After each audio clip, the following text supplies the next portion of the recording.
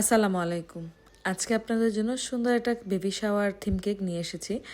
যদিও বা অনেক শর্ট নোটিসে করেছি, অনেক ঝামেলা পোহাতে হয়েছিল। কাস্টমারের রিকোয়েস্ট ফেলতে পারিনি বিদায় কাজটা শর্ট নোটিসের মধ্যেও করে দিয়েছি। তো সব কিছু ছিল হচ্ছে নন এডিবল পিকচার, দেন হচ্ছে কিছু ফন্ডেন্ট টপার। আমার কাছে ডিজাইনটা সিম্পলের মধ্যে ভালোই লেগেছে। তো এই যে কিছু ফন্ডেন্ট টপার বসিয়ে দিচ্ছি, তারপর মাঝখানে একটা বেবি শাওয়ার একটা স্টিকার লাগিয়ে দিলাম। এখন এই স্টিকারটা লাগানোর পর আমি টেনশনে পড়ে গেছি যে কেমন জানি মানাচ্ছে না মনে হয়।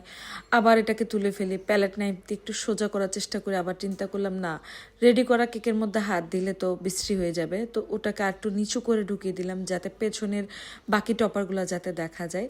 তো মোটামুটি ভিতর ঢোকায় দেওয়ার পর খারাপ লাগছিল না, ভালোই লাগছিল। তো সব মিলিয়ে আমার কাছে সিম্পলের মধ্যে কেকের ডিজাইন, কালার কম্বিনেশন সব কিছু সিম্পলের মধ্যে ভালো লেগেছে। শর্ট নোটিসের মধ্যে আসলে যতটুকু করতে পেরেছি, আপনারা যদি একটু সময় নিয়ে কাস্টমাইজ কেকগুলো অর্ডার করেন তাহলে আমরা আরও একটু যত্ন সহকারে আর একটু নিজেদের কিছু আইডিয়া খাটিয়ে কাজটা করতে পারি, এই আর কি।